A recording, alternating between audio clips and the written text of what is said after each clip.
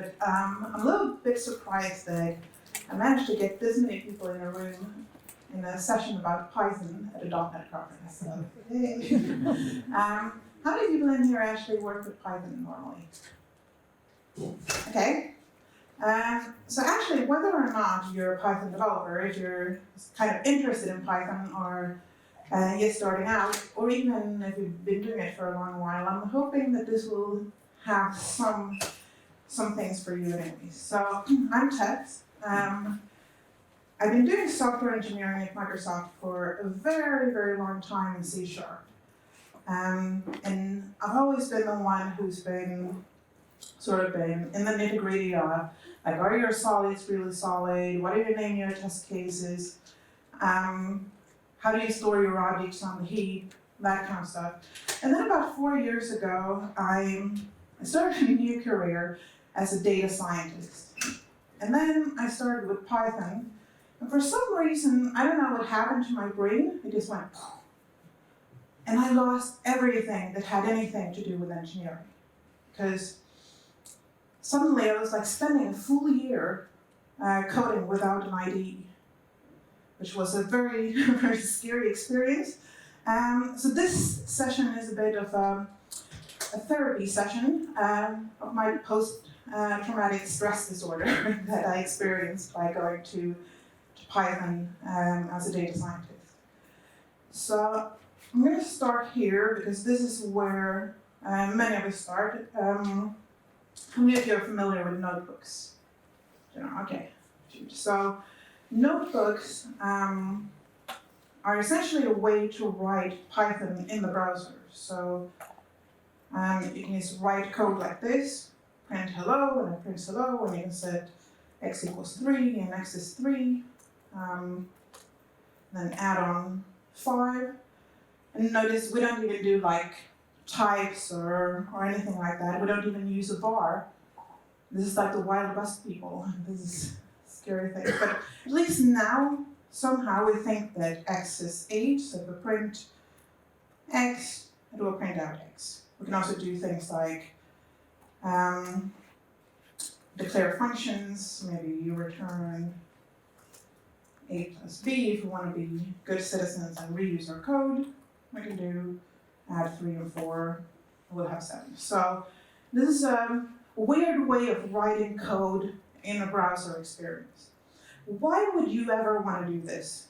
I mean, why would someone in their right mind actually want to write code in a browser? Well, it turns out that this is very, very good for if you want to do something like this. This is like data from house prices for house sales over the last, since 2013 to 2020 in Solentuna, and I can explore it, draw diagrams over how the prices have gone up. So in, like here, for example, we see that the prices went all the way up and then it peaked in 2017, and then I was about to sell my house, so naturally the market boomed. Right now. So this kind of experience, like going through a data set like this, is something that would be extremely hard to do in C#, right? Like if you imagine having to do this in C#, it would take you weeks on end to get all these diagrams up. Except for maybe it wouldn't, because as of December, you can actually do this in C# too. This is C# running in a Jupyter notebook. It's a little bit more kludgy than the Python version. The Python version has been around for ages, but it's happening in C#. I would not recommend it though. Because apart from doing this, which is really nice, it does have some serious problems. So if we look at this again, and I decide to rerun this, then what is x now? Any takers? 13. 13. So suddenly the same code gets changed. And how can we possibly keep track of this change? So there is like nothing engineering about this thing. So this is one of the problems, remembering the state. Another problem we have with this is, what if you want to put it in source control? Now your source control is not only code, but actually the state of the notebook itself. So if I place this, or let's say Anasar puts this in Git, and then I go in and I run it, and now I commit, suddenly I've committed something by just running it because I changed the state a little bit, which is a bit of an unnerving thing and not something that's really usable when you go through like a diff and a git commit. So it has a few problems like that. It also has a few problems like how do you debug something? What if I suddenly put like a little bit of an error in here, and then I do add 3 and 4. Suddenly we have 2 answers to the same line of code, which is a little bit funky because this doesn't have a debugger. We can't go through and do things like that. We can't put this in a CI/CD pipeline. So when I started getting to this point, I started getting really, really nervous, and I decided that this is just not happening. So all of these things are problems. So what do we do then? And this is my first learning. My first learning is that Jupyter notebooks are great for exploration, but if it's going into prod, it better not be in a notebook. Like it better be in an actual Python file. Something that we can test and source code, source control, and do a lot of things too. So we can actually go through and run the same kind of things here. So this is just a Python file, and we can do interactive running inside of an IDE too, and sort of like get that exploratory nature while still running it in a Python file. So this is where I get into a little bit of a conflict with data scientists that love notebooks, but just take this advice and run with it. My second learning is that Python is very, very flexible. So the reason we can do something like the notebooks is because Python allows you to do imperative programming. So imperative programming means that you're doing recipe-style programming. We're doing step 1, step 2, step 3, add a limes, add a corona, and we're done. We have a party. However, this also is not very debuggable or testable and things like that. So we can do some things to make it nicer and move it into the procedural paradigm, which means that we're now encapsulating everything in functions. And this is actually the best way to code Python, I think. Doing the procedural way with putting everything in functions. So one thing I want you to take out of this is that when you have scripts that you've written in Python, use this style. So this is a way to basically say that we're going to start our script in the main, call a function immediately. In this way, you won't run into a problem that you normally run into with imperative programming in that everything is global. Because even if you do write a function, if you don't have like this name main and then immediately call a function, you'll end up in a situation where you have a lot of globals and then some procedures where you might overshadow the values of globals.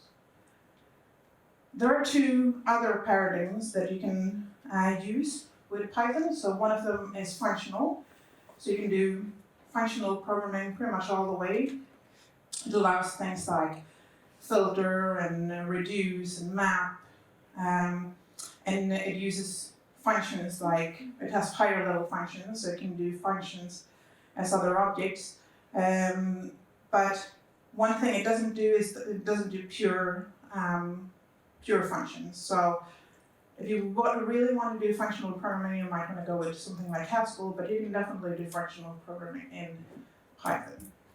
And then lastly, the one that we all know and love, object-oriented. You can do that in Python too. It does have a little bit of a problem in that it doesn't do encapsulation. So that means that we don't have private variables. We do kind of have private variables because Python, with a lot of things, work with security through obscurity, in that our privates are not really all that private except for we put an underscore in front of a function name and now everyone knows not to touch them.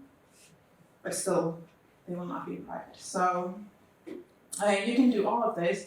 And my advice here is that mix and match as you please, but do keep your code dry.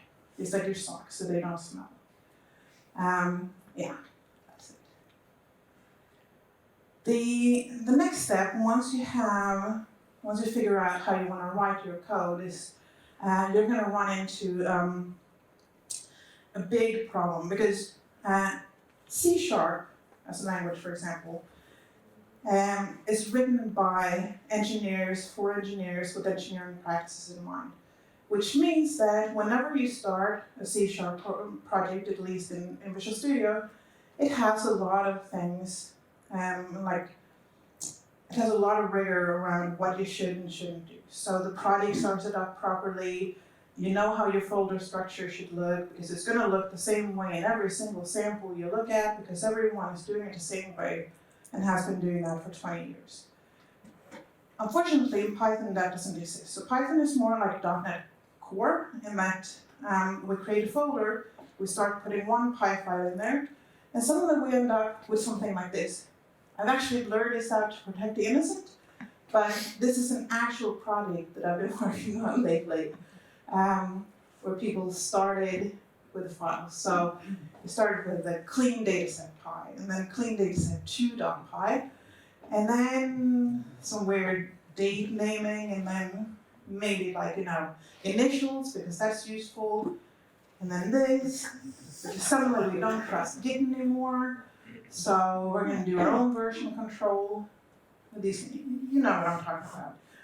And we were talking a little bit earlier about why this happens. Why is it, for example, that in C# applications, we don't have this? We don't have, MyDoggy class 1 and class 2 and class 53. And it's because when we're doing software engineering, we're working on sort of like an iterative process. We start with something, we refactor, but we're always going to be sort of like going towards a certain goal and going in iterations. However, when we're doing like data science or something more exploratory in nature, we start out with something, and then we want to scrap the whole piece, except for we want to keep something on line 2. So we don't actually want to delete the file. Instead, we create something new with like this very inventive sort of naming. So my advice here is, in order to get rid of this problem, that you start using something called a cookie cutter template. So a cookie cutter template is not necessarily only for Python and not only for data science, but a cookie cutter template is a project template that has a lot of thoughts put into it. A lot of thoughts about how you should structure your code, how you should structure your data, and things like that. So in my case, I'm often using a cookie cutter data science template. It looks something like this, and it has things like a make file and setup and docs, and it takes the notebooks and says, you own your own notebooks, like no one else should actually touch someone else's notebooks, but when they're good enough, you should create a report and put them in reports and things like that. And it also has something called the requirements.txt, which lists all the requirements that are used in this project. And it puts the tests separately and things like that. It doesn't exactly matter everything that it does. What matters is that this is people that have been thinking about this for a long time and now give you all the best practices in one go. So they're doing advice, use a cookie cutter project structure because other people will thank you, and I have to say, I will thank you personally for using this. Because I've been in so many projects where this is not being used, and it's not, yeah. Now that you have your project in order, it's time to go ahead and write some more structured code. So, unfortunately, because Python is so flexible, this is a perfectly valid Python piece of code. How many people think this is very readable? Anyone? Okay. Yeah, I didn't think so. And if you think about having like about 100 lines of this code or 500 lines of this code in one file, some global variables and some functions mixed together, started to get not so fun. So one way you can fix this, and this was sort of like the epiphany that came to me, was when I discovered PEP8 network. So PEP8 is a Python enhancement program. You can think of it a little bit like .NET Cop or FX Cop, with all the rules and regulations. So this is people that have the same type of OCDs as me, who like the spacing and the nice structure of the code, with the same pet peeves as me, that have come together and decided that these are the actual rules for how Python should be written. We're not enforcing it, but this is how it should originally be written. And then you can use something like a linter, like Flake8, and I would definitely recommend Flake8, to do this for you. So you don't have to complain to your coworkers, but you can have Flake8 complain to your coworkers for you. That's pretty nice. So what this will do is it will enforce things like removing unused imports, separating it into lines, maybe fixing some white spaces, removing some unused variables, and suddenly you have something that's a lot more readable.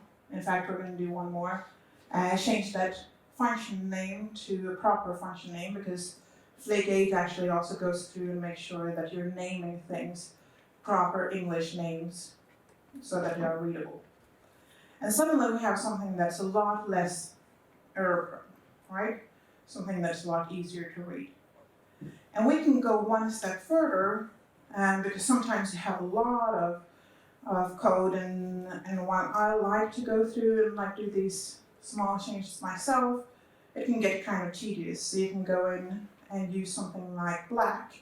So black is an automatic formatter that will make your code PEP8 ready. So you would use it sort of like this.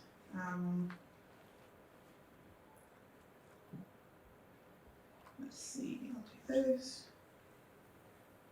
copy this over. And I can do, which I probably need to save it.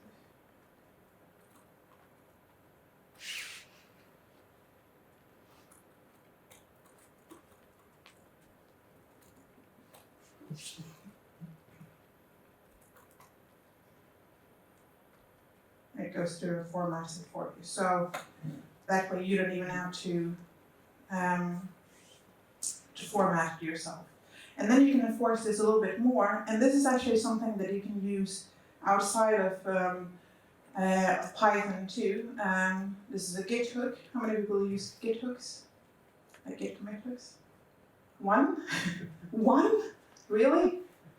Okay, maybe because you're doing C#, maybe that's it. But a git commit hook means that something is going to happen when you try to commit to Git. So in this case, what will happen is we'll run black, and then we'll verify our run with Flake. So if you're using any kind of interpreted language like JavaScript or something like that, I definitely recommend a git commit hook, so you don't have to go through the whole build process and understand that something happened. This can also enforce that you're running your tests, for example, so you can set like git push hooks if you want to do that. Very, very useful. And then something else that has happened to write more maintainable code is that as of Python 3.6, we also now have type hints. So type hints means that while we don't have type inference and static typing, we can at least tell the compiler, not the compiler, the interpreter, that we do want this variable to be of a certain kind. So saying that it's an int and that we're returning an int, and then at least the editor will know that that's what we're looking for. So my advice here is that you should PEP8 all your codes. So my next piece of advice is set up your environments to enable all these good things. So now there are two very popular environments for doing Python. There are many others, like there's Spider and Sublime and all kinds of things that you can write Python code in. But in general, I would advise either PyCharm or Visual Studio Code, or in my case, I'm using both. So PyCharm is to Visual Studio Code for Python, a little bit like what Visual Studio proper is to Visual Studio Code for C#. And that PyCharm is a big IDE that has all the presets done, whereas, and maybe a little bit slower and a little bit more resource intense, whereas the VS Code, you have to set up a lot of things yourself, but on the other hand, it's like a lot lighter and you can use it a little bit more versatile. So for Visual Studio Code, I use the following. I use a Python extension that will allow me to set up flake and testing and things like that, so that Visual Studio Code actually understands the language. And that will give me things like this. So now it will actually error out when my colleagues are writing the code wrong, because obviously I wouldn't do that. But when they do, it will work. PyWrite for the type checking. This is quite a new thing, so this hasn't made it into Flake yet. I also use an extension called trailing spaces, and this is something that I would use even outside of Python. So I use this for Markdown too, to make sure I don't have trailing spaces, because those can get quite nasty. And then I use something called remote development. So this allows me to connect my Visual Studio Code either to a VM in the cloud or to a developer container. And speaking of developer containers, you can also set up dev containers so that you can run your whole environment in a container on your machine. So if you have a project where everyone has to set up a lot of tools, and you often get this, I can't run this PR because I don't have like a ton of things installed on my machine. Dev container is a really, really nice way to develop, not only for Python, but also for C# or anything else. And it allows you to basically use the same environment as everyone else. And then a Test Explorer UI, so I can run my tests in there. Now, my sixth advice is learn quickly about virtual environments. So in Python, we have two package managers. pip, so this installs the package pandas, which is a nice package for doing like tabular data lookups and things. And we have conda, which is a part of the Anaconda distribution to install packages. So these are your npms and similar for Python. Pip is only Python, whereas conda is for Python plus C++ and a few more. Now, this will unfortunately have a little bit of a side effect. So we start out installing these pandas and we're all good in our project, and then we create a new project and we need to use a new version of pandas, so we install this pandas, and then we use a later version like the late night pandas, and then we have to go back to our earlier one again, so we uninstall the late night, moving to the original one, and then the late night again, and then, yeah, you see, this can kind of become quite tedious. We have to uninstall and reinstall everything because pip and conda installs it globally. This is how I've reinstalled my machine 3 times because I just managed to screw up my Python environment beyond recognition to the point where, yeah. And yes, so you don't have to do that. This is a very neat trick. Conda create virtual environment. So what this does is it creates a small little folder where it puts the copy of Python, and this is now where it's going to install everything. So you just create a virtual environment, in this case called myenv. You activate it, you do all your stuff, you install all your things, run your code, and then deactivate. And whenever you want to run this application, you just basically activate that environment and deactivate it. And if you ever want to get rid of it, this is the folder that you can remove. So it basically encapsulates everything that's needed for this project inside a small little environment. And if you happen to install something that's wrong, something that had like a version that didn't mix with something else, don't worry about it. Just create a new environment, start over again. But you don't have to start over with the whole thing. And we also have a requirements.txt. So requirements.txt looks something like this. Not where you can't read everything, but this is a list of all the modules that I require for this project that should be installed for this project to run. Now, I have to say, this bothers me a little bit. .txt. That's sort of what they have. No, I think this is a little bit of an afterthought with Python. The fact that we should have one place where we can install all our requirements. Because in fact, it doesn't really matter if you don't place anything in your requirements, your code will still run. This is just sort of a list that will tell someone else that this is what they should install. But common practice is that you put everything you need in there, and then when you go to set up like your build environment or whatever, then the first thing you do is pip install requirements.txt, which installs everything. But having this loose sort of like connection between what you need and what you happen to put in there and things like that makes me a little bit engineering nervous, I think. Yeah, and finally, apart from like the Conda environments, and you can also do virtual env, this is another way to do virtual environments. You can also do the dev container route, and this is actually the one route we've chosen to go with our current project because we have Terraform that needs to be installed and a bunch of other things. So in our case, we have a dev container where one of the first things we do is pip install requirements.txt, for example. So keep your machine clean and your pan is separated. I think this is the moral of that story. Okay, number 7, embracing Pythonic Python. Many people, like me, have Python as a second language, which means that my dialect of Python is C#. So if I'm going to square some numbers, I have a list of numbers like this. I would normally do it something like this. Don't worry if you don't know the exact syntax of Python, but I think this type of code should look familiar to you, right? We have some iterator that iterate, and then we append squares as a list, and we append like this number times the number itself.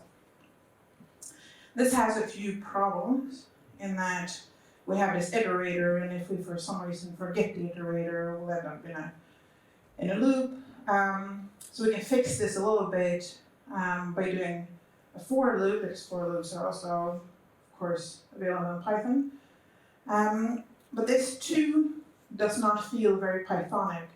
And the reason it doesn't feel very Pythonic is it's not very Pythonic to do index yourself into a list. Instead, the Pythonic way of doing this is by using the for as it should be, not as a for, but as a for each. And it turns out that if you're going to write more Pythonic code, the only thing you have to do is think more link. In fact, like if you write code as you would do in C# link, it actually looks a lot more Pythonic than it normally would. There are better ways of doing this in Python, and the best way of doing this in Python is like this. I think this is, for me, a thing of beauty. I understand that in the beginning it looks kind of awkward, but as you go through a lot of Python code, this is what you'll see. So this is called a list comprehension. And what this means is that we're going to create a list, at least num times num for every number in this list of numbers.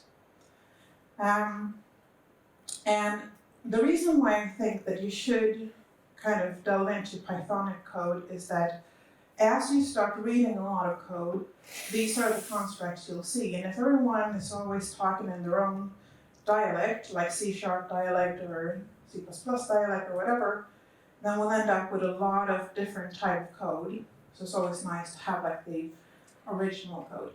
These list comprehensions are also quite beautiful. For example, if I want to filter So I just want to do this for all the even numbers. I can just add on, like it's doing squares for anything that matches the filter num modulo 2 is equal to 0. We can also do list comprehensions on other things. So this is a dictionary comprehension. In this case, I'm creating a dictionary where the label is fruit and the value is the length of the name. And so it will generate something like this. So comprehensions in general are very, very common in Python. Dictionaries, tuples, sets, anything can be comprehended. But everything comes with sort of like this, you know when you have to stop. Because you could technically emulate like 5 nested for loops and put that in list comprehension, but suddenly it doesn't become very readable anymore. And that's where you need to stop doing that and like put it into for loop instead. Some other examples of Pythonic code, sum all the numbers between 10 and 1,000. This would be like a proper C# way of doing it. This is the Pythonic way of doing it. So Pythonic has a lot more functional style to it, which also is why it lends itself nicely to doing operations on big data sets, because we don't keep state. We just do operations on small things at a time. If you want to find an item in the list, you would start off with something like this in C#, but this is the Pythonic way of doing it. So if you're actually thinking about going into Python like filter, then spend a little bit of your time just learning like these nicer constructs that make your code a lot more readable. And libsen, this is the sen of Python, which you get if you import this into any file. So he's calling out a few. Simple is better than complex. Readability count, there should be one and only one obvious way to do it. And if the implementation is too hard to explain, it's probably not a good idea. Okay, we're almost at the home stretch. So the next thing I want to talk about is argument parsing. Because a lot of Python is scripts, it's always going to be, so as opposed to a C# application where we're quite often talking about single Py files that you run and they do something, argument parsing is a big deal. So normally you would run the out-of-the-box argument parser, which is argparse, which actually isn't half bad. It looks quite readable, and it generates a nice help file if you go through and run it. But one thing I've learned putting in Python applications into production is that this is also not very testable. Because how do you test the main function in this case? How do you test it with different input parameters? That's going to be a little bit of a problem. So you end up creating like all these functions that maybe one function parses the arguments and that calls another function that you would then go through and test and so forth. So one of the options, and I think the best option right now, is using Click. Click is a package that is basically depending on decorators. So you decorate a function with the things that you take as input, like as argument input, and now you have a function that actually has parameters that you can go through and test. And Click has some other good things that come with it. If you look up here, it has like click path that we can use, which verifies immediately if something exists or not, and if not, it will generate a good error message for the user saying you need to enter a path that exists and things like that. So it makes it both readable and testable, because if you look at this also, you freed up the actual function main, and everything that has to do with the arguments coming in is actually on top of here. My ninth advice is that you should test your code with PiTest. So out of the box, Python comes with a unit testing framework called unit test, and that is good, But PiTest, which is a sort of extension of unit test, takes it a little bit further and gives us a lot more functionality. So you can test both in PiTest and in unit test like this by it's a simple assertion like that. But PiTest gives you a little bit more functionality, like you can do parameter size tests. So this would be the same thing as like a theory, I think in N unit, X unit, where you can sort of like add and test the same function with multiple inputs. It also allows you to mark tests. So this would be the same thing as an N unit or X unit, setting a category, so that you can choose, for example, to run the unit test separately and then have some tests that maybe long running or smoke tests or things like that. If you don't want to run as part of like a red, green, or factor, you can mark them and filter them out. And then it has mocking. So if we have a function like this, we remove a file. If it is a file and exists, then we'll go ahead and do always remove. And then we can do mocking and patching.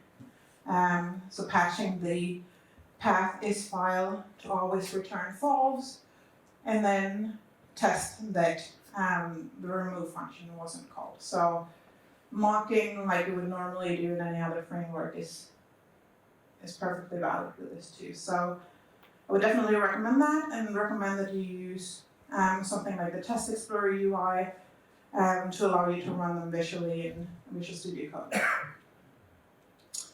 And I would also recommend that you put your tests in a separate folder from your source, so put a test folder in the root.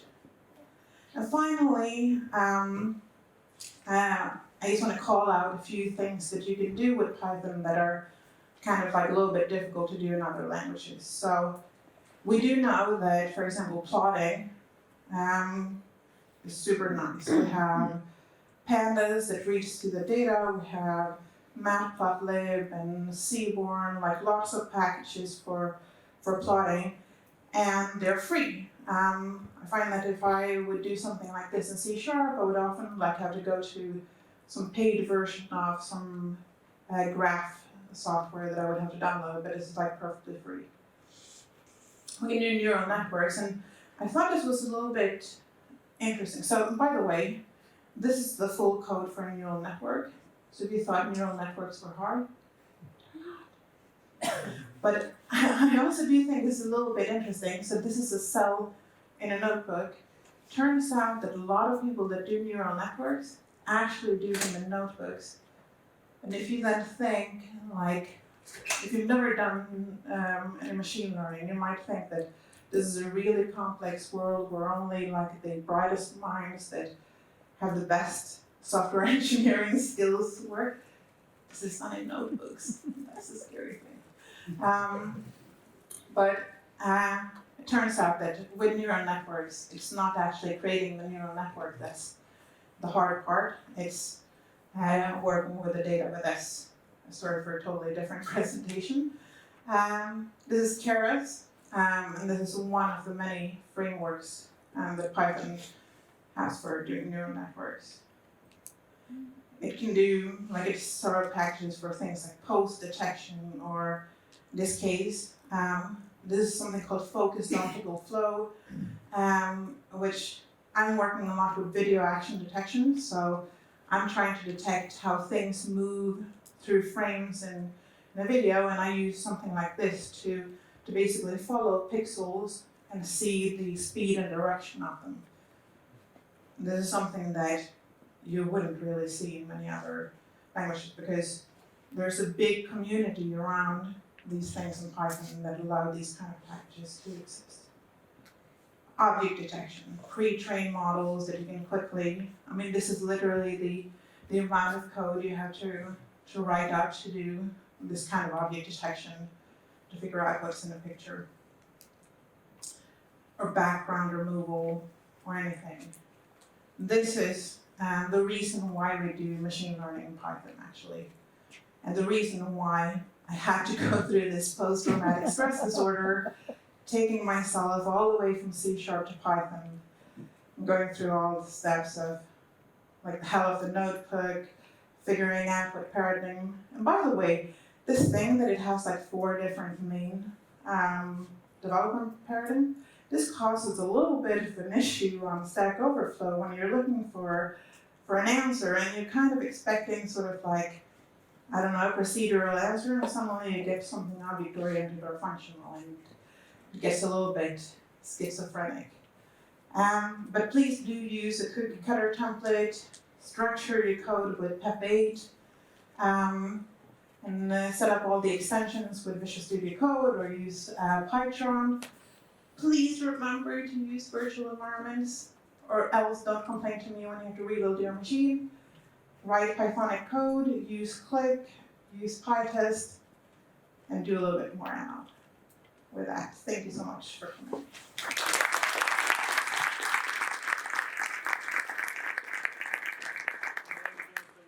Does anyone have any questions?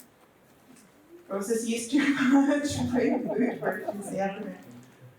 Yes? Can you share that PowerPoint? Yeah, With sure. all this? Yes. Yes. If you're using type fields and you violate them, Yes. where do you see it? So you will see it either in PyCharm. Let's see if I can find the code here. So let me see if I can go into something called here. So you'll see here that I violated them because it marks them like that. Or in Visual Studio Code, you will see it, for example, when you run PyWrite, the extension PyWrite, it will show that to you.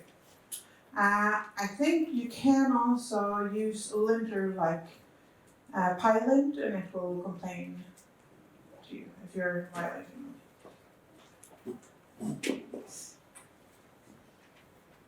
Okay, well, thank you so much. Thank you.